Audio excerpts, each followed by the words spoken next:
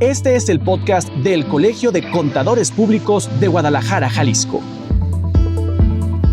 Acompáñanos en este viaje sonoro por el apasionante mundo de la contabilidad y las finanzas. Sean todos bienvenidos. Semana a semana le presentamos a usted que nos escucha y descarga este podcast del Colegio de Contadores Públicos de Guadalajara, Jalisco, un tema que esperamos sea de su interés.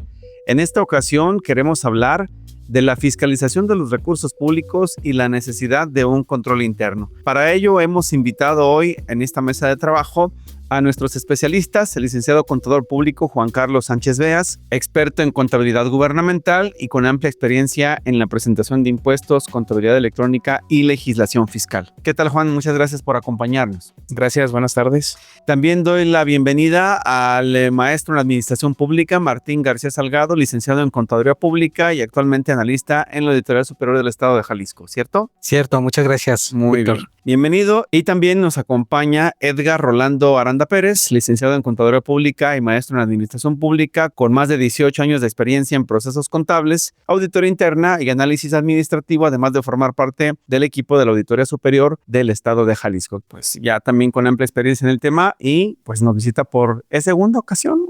Segunda ocasión. Segunda ocasión. Muy bien. Pues bienvenidos todos. Gracias. Bien, con ellos conversaremos sobre los desafíos actuales de la fiscalización, la transparencia y el papel del contador público en la rendición de cuentas. Así que vamos a comenzar, si les parece, con una primera pregunta que nos ayudará a desarrollar este tema poco a poco. Me gustaría saber, si alguno de ustedes me pudiera dar esa respuesta, ¿por qué es tan importante la fiscalización de los recursos públicos en un estado moderno, por ejemplo? Un estado moderno como lo es Jalisco. Adelante, contador Juan.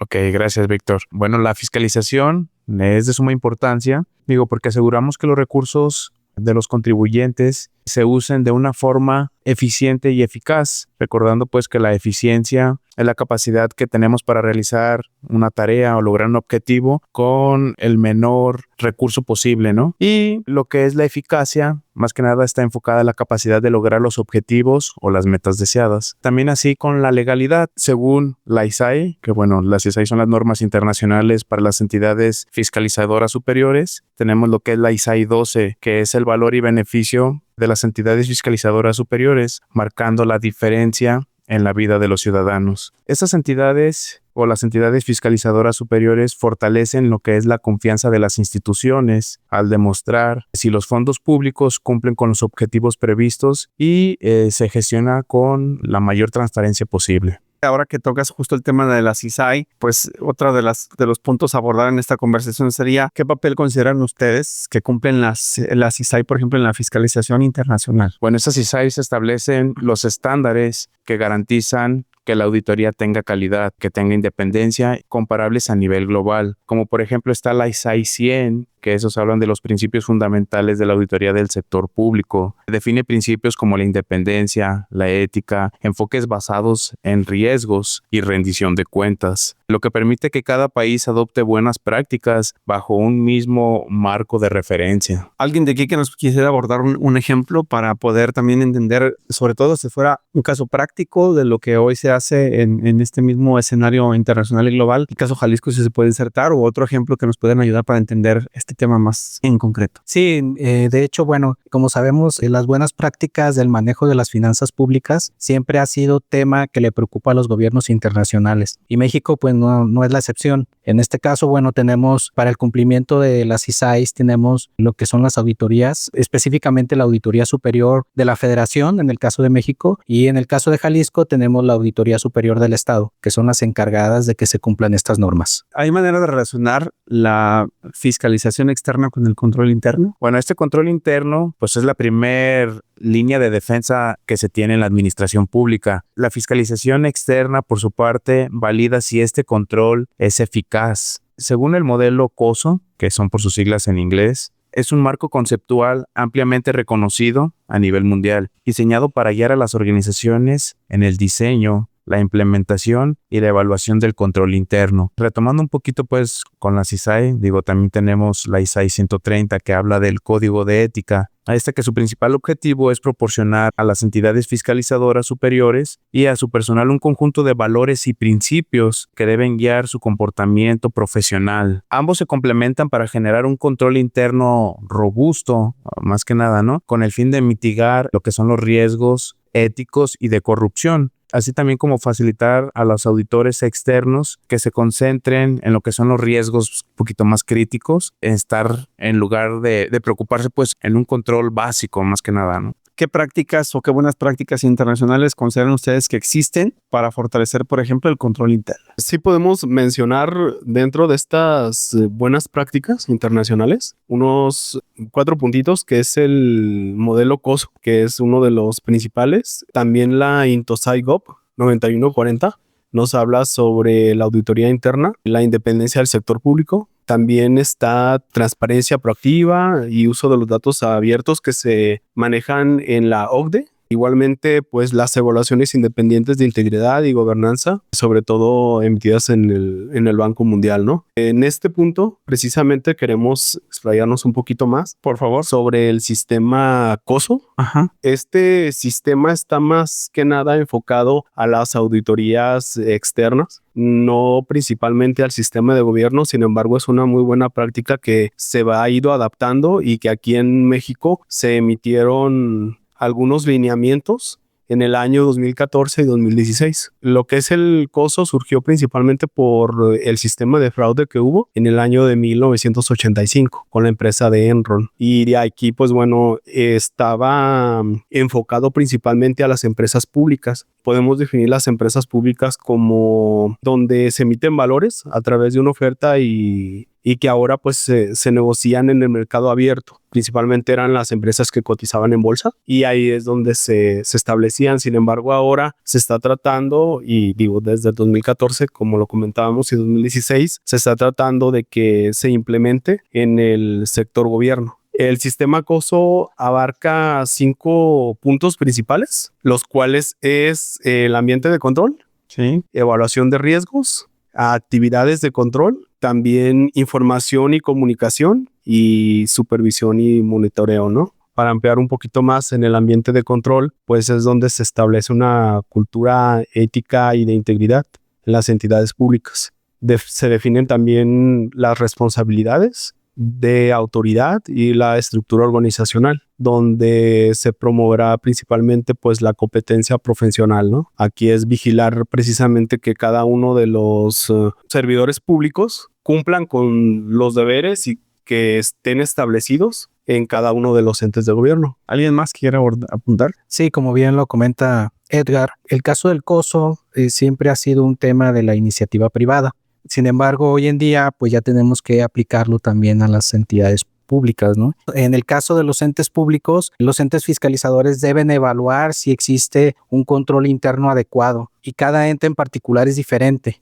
Tomemos como ejemplo un ente que pudiera tener actividades de iniciativa privada. Supongamos pues que tenemos un ente que tiene bienes inmuebles y que puede ponerlos en renta, los pondrá en renta, sin embargo ya viene siendo una actividad de iniciativa privada. Entonces tendrá que adecuarse a las normas de la iniciativa privada. Si en el caso de que la legislación gubernamental no tenga legislado esa parte, entonces sí tendremos que apoyarnos de otras legislaciones o normas, como son las normas de información financiera, que también entran en supletoriedad para la regulación de este tipo de movimientos. Esto aplicaría, por ejemplo, como para las empresas parauniversitarias que le llamaban, donde la Universidad de Guadalajara tenía infraestructura de servicio al público general, que también tenía ciertas funciones más de docencia, sino que eran un modelo de negocio. Claro, por supuesto. Y ahí existe una confusión en los servidores públicos porque en ese tipo de situaciones, quieren apegarse a las leyes que marca la ley de contabilidad gubernamental y todas las subsecuentes. Sin embargo, ya en esas actividades, ya entonces tendrá que entrar en supletoriedad normas como el COSO para manejar el control interno y normas como las normas de información financiera para el manejo de los recursos y las finanzas. Porque ya el objetivo evidentemente es otro, ¿no? Así es, ya el objetivo que tienen estas actividades ya es generar un rendimiento o una utilidad.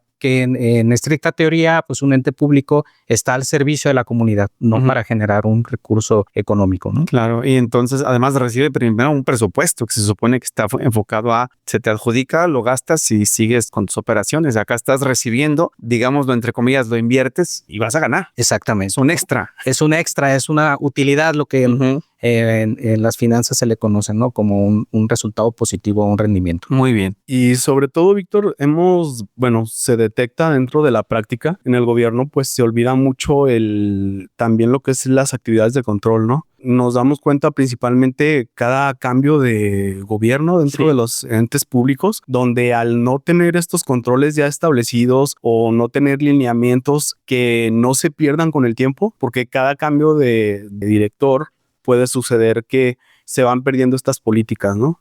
Y esto que hace que se pierda este ambiente de control, que se pierdan las políticas que deberían de seguir los organismos, entonces se caen las malas prácticas, sobre todo de sustentar las operaciones que se hacen día a día, ¿no? Dentro de estos organismos. ¿Dónde lo ves más frecuente? ¿Gobiernos municipales, estatales o la federación? Creemos que en general todos se da mucho esto, principalmente a lo mejor en dependencias de gobierno, donde más hay operaciones y donde día a día pues van lo que son los clientes externos, que son pues cualquier ciudadano, ¿no? A hacer algún trámite en las actividades diarias de solicitudes que se llegan a hacer. Entonces, el no sustentar cada una de estas operaciones es lo que hace que se caiga en irregularidades, ¿no? O puede ocasionar algún tipo de malversación de fondos incluso. Claro. Pensaría yo, igual si me equivoco, corríjanme, que esto no pasa tan seguido en los organismos públicos descentralizados, que ya operan con más regularidad, independientemente de quien esté a cargo, o también cambian, por ejemplo, es decir, llega un gobernador y cambia todos sus directivos, le mueven los titulares de los OPDs, y entonces se mueve también toda la estructura, o en los OPDs sí se mantienen los mismos directores, el mismo personal, el mismo equipo, y no hay necesidad de cambiar las políticas, estarlas modificando. Bueno, en este sentido, en nuestra experiencia hemos notado que sí pasa lo mismo, sigue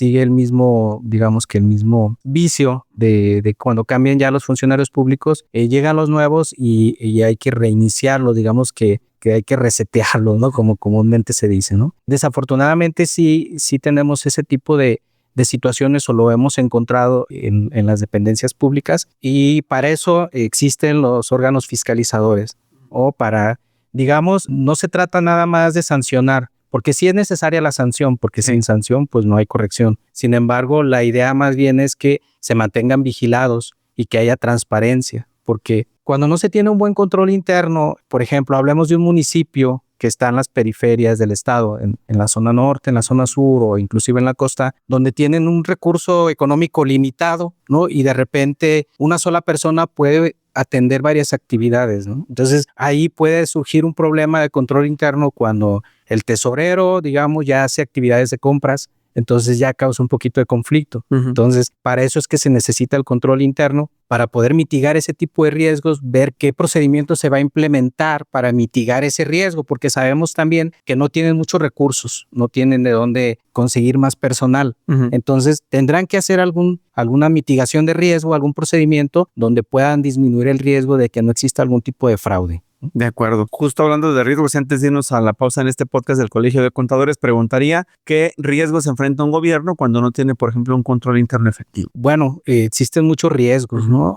Como ya lo mencioné, ¿no? Puede ser desde su organigrama que esté mal estructurado, puede tener algún tipo de fraude. Por ejemplo, también los entes fiscalizadores tienen que revisar ese tipo de situaciones de riesgo.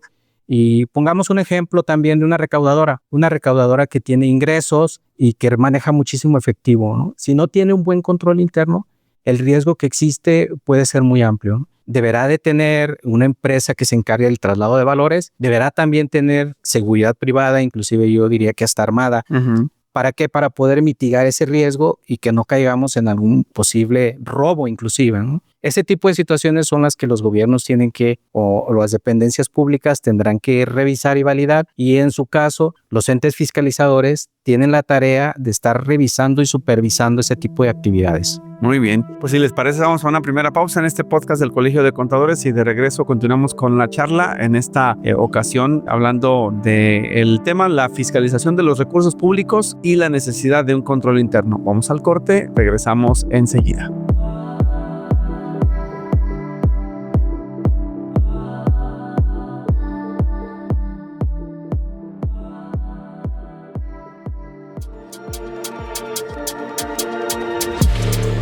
¿Te interesa ser un experto en seguridad social y transformar tu futuro profesional? El Colegio de Contadores Públicos de Guadalajara te presenta la Maestría en Seguridad Social. Una formación de alto nivel, con enfoque práctico, respaldo académico y profesores con experiencia real en el campo. Diseñada para contadores, abogados, administradores y profesionales que buscan dominar el marco legal, fiscal y operativo de la seguridad social en México. Aprovecha nuestra modalidad mixta, que te permitirá asistir a clases presenciales y actividades en plataforma digital, realizar análisis de casos y estudio de la normatividad aplicable, con el acompañamiento de especialistas en la temática. La maestría en seguridad social inicia el 8 de enero de 2026 y te ofrece 540 horas frente a docente, además cuenta con certificado de validez oficial por la SEP. Forma parte de la siguiente generación de profesionistas destacados en seguridad social y regístrate en el teléfono 33 36 29 74 45, extensión 191. Si deseas más información, escríbenos al correo informes@ccpg.org.mx.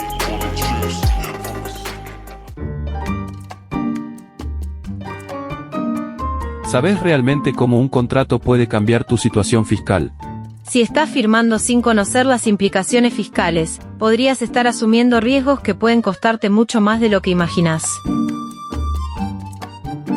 El Colegio de Contadores Públicos de Guadalajara, Jalisco, te invita este 12 de noviembre a la conferencia Contratos y sus efectos fiscales, una guía esencial para entender cómo los contratos impactan en la carga fiscal de personas físicas y morales.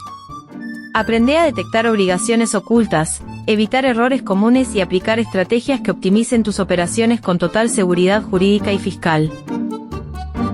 Este curso está diseñado con un enfoque práctico y actualizado para que tomes decisiones inteligentes y con respaldo técnico.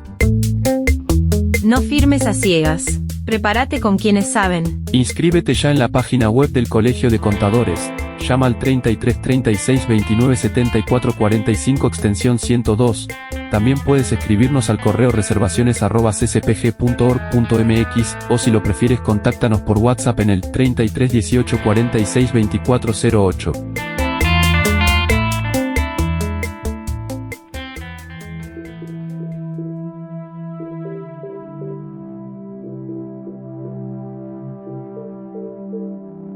Continuamos en este podcast del Colegio de Contadores Públicos de Guadalajara, Jalisco, hablando de la fiscalización de los recursos públicos y la necesidad de un control interno. Yo quiero recordarle a usted que nos está escuchando, pues que estamos en la charla con Juan Sánchez Beas, con Martín García Salgado y con Edgar Rolando Aranda Pérez. Todos ellos nos están compartiendo sus experiencias en este tema para el podcast del Colegio de Contadores. Decías, el contador Juan Sánchez Beas, que teníamos todavía un poco más de información en el tintero que nos quedó pendiente antes de la pausa en este tema de los riesgos que se enfrentan los gobiernos sin un control interno, ¿cierto? Sí, cierto, Víctor, gracias. Aquí pudiéramos ampliar un poquito más el tema o fortalecerlo. También con estos riesgos hablamos de la información financiera que se tiene, ¿no? Igual tener un mal control o un control pues no muy sano, no muy teniendo bases sólidas, también nos afecta lo que es la información financiera que se presenta, ¿no? Esto recae pues en pérdida de la confianza. Al final de cuentas, la información que se presenta, si no se tiene esta parte del control interno bien fortalecido,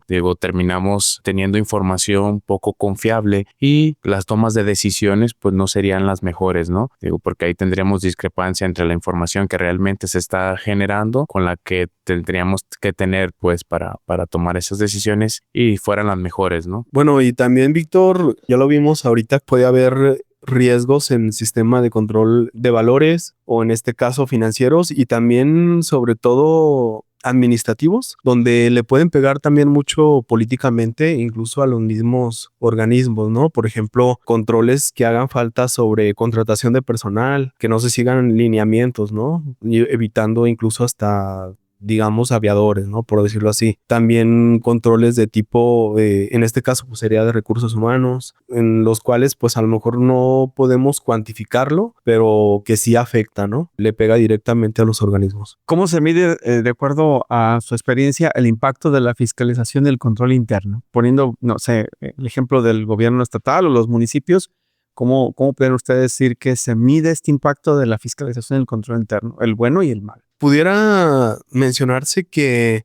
se puede medir en la eficiencia, ¿no? De los organismos, en los resultados que están dando, en los ahorros y principalmente lo podemos observar en las páginas de ellos mismos de transparencia, donde se muestra que incluso algunos pueden estar en números rojos, ¿no? Yo creo que ahí podemos determinar parte de esta eficiencia y ver que realmente estén dando el resultado. Otro punto muy importante es en la misma ciudadanía. El evitar también las cargas administrativas o los procesos tan engorrosos que a veces hay en los trámites, se ve reflejado en la misma población, cuando realmente los organismos están implementando sus recursos como debe de ser, ¿no? En base al motivo por el cual fueron creados. ¿O realmente sí podemos entonces los ciudadanos percibir ese control interno? ¿Se alcanza a notar en las áreas más operativas o hasta en las administrativas? Sí, claro, se puede notar hasta en el momento que tú llegas a una dependencia y ves que existe hasta la tecnología y te atienden en un minuto, ¿no?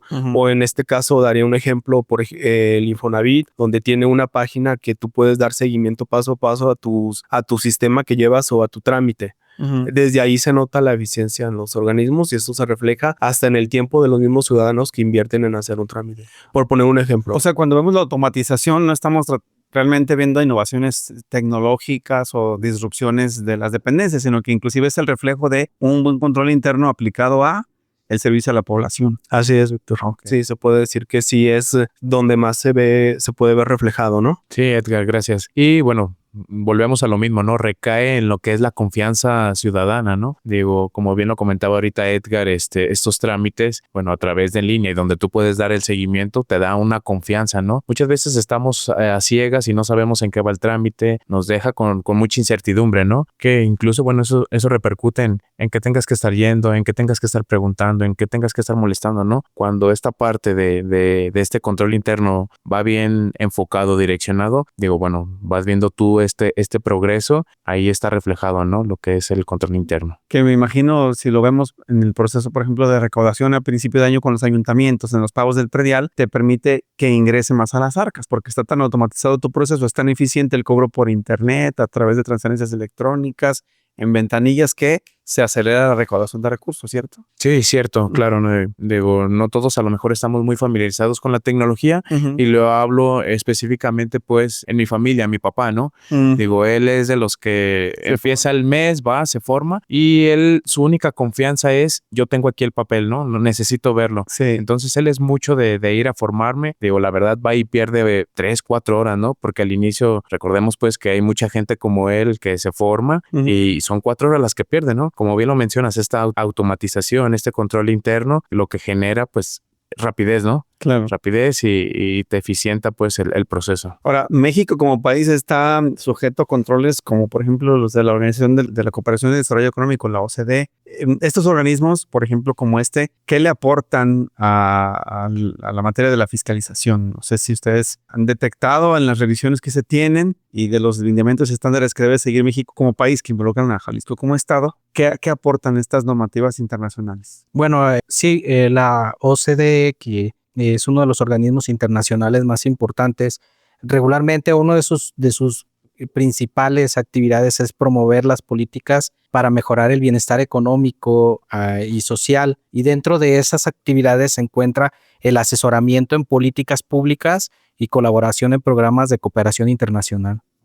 Ahí es donde entra la parte donde entra el apoyo a los organismos para que mejoren sus prácticas y los asesoren de una manera más eficiente, ¿no? También este tipo de asesoramiento impulsa la rendición de cuentas con estándares de integridad y gobernanza. Tenemos otro ente, aparte de la OCDE, que es la Organización Latinoamericana y del Caribe de Entidades Fiscalizadoras Superiores, que ese ya se enfoca principalmente en los entes fiscalizadores, y en eso es donde va la línea del apoyo que tenemos internacional, que es muy necesario también. ¿Están estandarizados los mismos criterios, por ejemplo, entre México, Centroamérica y Sudamérica? ¿O todavía no llegamos a tanto? Digo, si hablamos de una organización de esas características, ¿podríamos pensar que los mismos controles y prácticas se replican en estas naciones? ¿O no? Todavía no llegamos a eso. Yo en lo particular pensaría que todavía nos hace falta un poco, ¿no? Porque todavía no llegamos a la estandarización completa. Sin embargo, sí vamos para allá, ¿no? Ambos organismos promueven auditorías de desempeño, que eso es muy importante.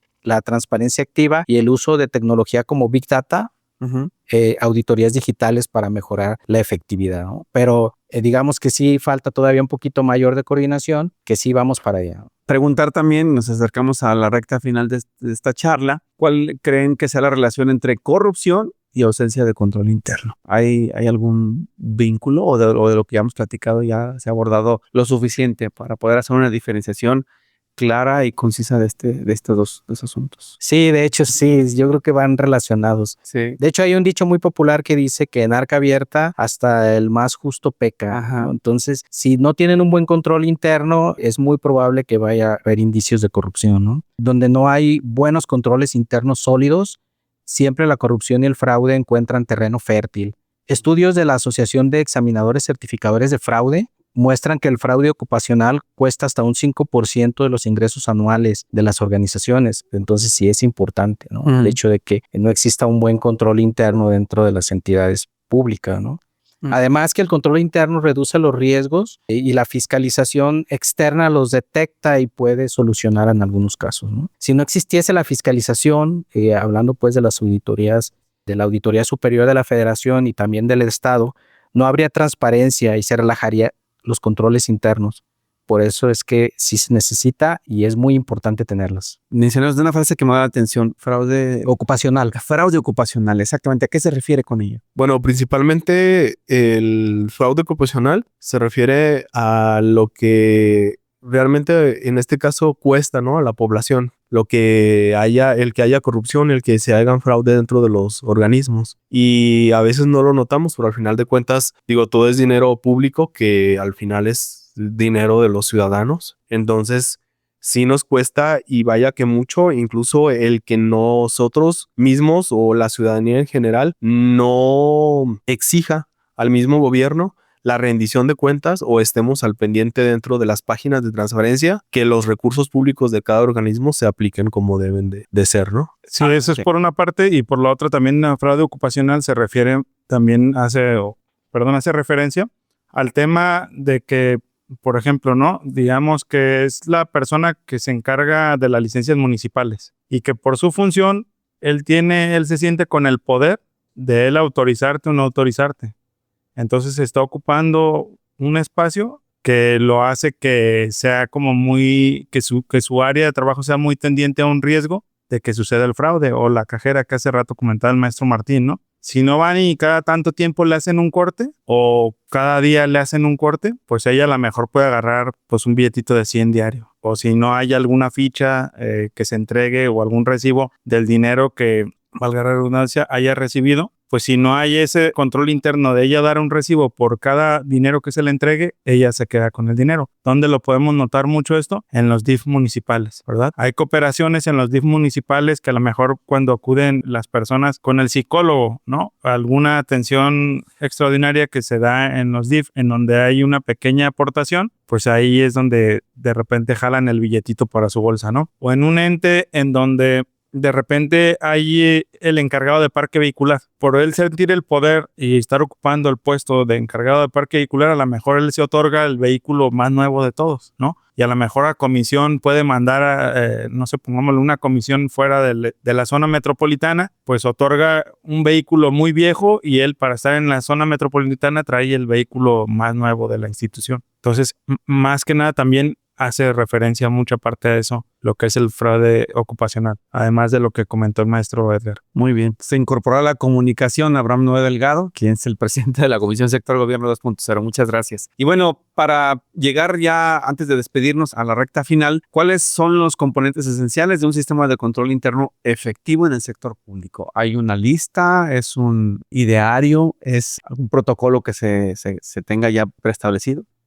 Sí existe, de hecho es el mismo, digamos, que el que maneja COSO, que hablamos del ambiente de control, el establecimiento de un entorno que estimule e influencie la actividad del personal con respecto al control de sus actividades, la evaluación de los riesgos, que es identificar y analizar riesgos que pueden afectar el cumplimiento de sus objetivos. También tenemos lo que son las actividades ya de control y seguimiento, políticas, procedimientos que se deben de implementar. Y por último, pues la supervisión y el monitoreo, ¿no? Que ahí ya entran los entes fiscalizadores, ¿no? Donde supervisan las actividades. Y aunado a estos principios que los podemos encontrar en la ISAI 91 o 9100, es donde está la guía para las normas de control interno del sector público. También, bueno, os recomendaríamos el lineamiento que se llama Estudios sobre la implementación de estrategias para el fortalecimiento de los sistemas de control interno en el sector público federal. Este está publicado por la Auditoría Superior de la Federación en el año 2016 y en el año 2014. Antes de esto también publicaron los lineamientos llamados Marco Integrado de Control Interno, donde podemos encontrar también más complementos sobre esta guía. Para finalizar, ¿qué retos se enfrentan, según su perspectiva, los países latinoamericanos para consolidar, por ejemplo, un sistema eficaz de fiscalización y control interno? Porque hace rato hablábamos, pues, ¿no? De todo lo que es el continente y evidentemente el escenario es distinto en cada nación. Son situaciones políticas muy diversas en cada una de las naciones. Entonces, específicamente para el caso latinoamericano, ¿cuáles consideran que son los retos? ¿Quién me puede responder esa pregunta? Bueno, pudiera considerar yo dos puntitos y nada más para complementar. Pudiera ser, por ejemplo, el reducir un poquito la impunidad o un mucho, diría, porque pues el dejar los casos u observaciones que se detectan dentro de las autoridades superiores sin ningún tipo de sanción pudiera también alentar, ¿no? A que se siga expandiendo lo que es la falta de este control interno, ¿no? O la misma impunidad. E incluso también el mejorar las tecnologías, ¿no? Dentro de los organismos para transparentar y hacerlos un poquito más dinámicos y no tan engorrosos como se hacen muchas veces, ¿no? Si pudiéramos, estamos 2025, 2030, que a lo mejor ustedes en su experiencia tienen visualizado cómo podría ser la fiscalización del gasto público en un entorno ya más digitalizado. Digo, con la evolución de las tecnologías, todo parece indicar que eso que comentabas tendrá que en algún momento ser cosa del pasado. Sí, con un respaldo, lo impreso nunca estará de más, pero ¿hacia dónde creen que se dirige la fiscalización y sobre todo el control interno? En mi opinión, creo que sí, como lo mencionas, Víctor, efectivamente es el que vaya al 2030 a digitalizarse más. Creo que es a donde la tendencia principal y sobre todo al manejo de la información Big Data, ¿no? Todo lo que nos da, toda esta información que se puede recaudar y obtener de los mismos ciudadanos al momento que requieren de un servicio por parte del Estado dentro de los diferentes organismos. El uso de esta información es esencial porque podemos conocer de primera mano sus necesidades y también las deficiencias que hay dentro de los organismos. Si se hace uso de esta información, no necesariamente se requeriría de hacer encuestas, sino que a través de las mismas operaciones diarias de los organismos se obtiene esto y se puede mejorar con tecnología y manejo de Big Data, como les comentaba, la eficiencia, ¿no? Dentro de la auditoría. ¿Algo más que nos falte abordar? Bueno, yo a manera de conclusión quisiera comentar que sí, el control interno es indispensable para las entidades públicas e inclusive también para los entes fiscalizadores, ¿no? También ellos tienen que entrar en digamos que en este juego del control interno y cómo se revisa. De repente en los entes fiscalizadores llegamos o revisamos de una manera muy lineal, revisando cifras, revisando procesos, sin embargo le damos poco valor a lo que es el control interno cuando deberíamos empezar por ahí, ¿no? Entonces sí, también es parte de los entes fiscalizadores entrarle al control interno, al igual que las dependencias públicas. Yo me quedaría con eso, de seguir trabajando en eso, seguir también pensando en lo que son las auditorías digitales, que vamos para allá. Yo pienso que es un gran reto también para los entes públicos porque hay muchos que no tienen, digamos que los recursos para poder llegar a eso. Hemos notado nosotros cuando llegamos a hacer algunas revisiones que el ente público no tiene todo su soporte de sus transacciones o sus movimientos económicos, no los tienen digitalizados, ¿no? Y eso para ellos es complicado digitalizar toda la información que manejan en papel, ¿no? Todavía falta mucho por recorrer, mucho tramo que caminar para llegar a una auditoría digital completamente, pero sí vamos para allá y esperamos que poco a poco vayamos avanzando. Excelente. Pues escuchó usted el cierre de esta conversación con el maestro en Administración Pública Martín García Salgado. Muchísimas gracias por la charla. Agradecer también a Edgar Rolando Aranda Pérez por la conversación. Muy amable por haber estado aquí hoy. Al contrario, gracias por la invitación. Despedimos también al licenciado contador público Juan Sánchez Vegas, especialista en contabilidad gubernamental, quien nos acompañó en esta conversación del Colegio de Contadores. Muy amable, gracias. Gracias, Víctor, igual por el espacio. Soy Víctor Montes Rentería, le invito a que nos acompañe semana a semana con un nuevo episodio, un tema diferente en este podcast del Colegio de Contadores Públicos de Guadalajara, Jalisco. Hasta luego.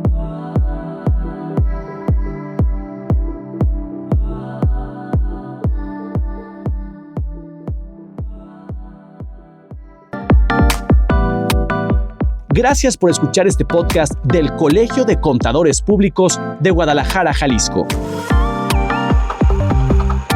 Te esperamos en el siguiente episodio. Hasta la próxima.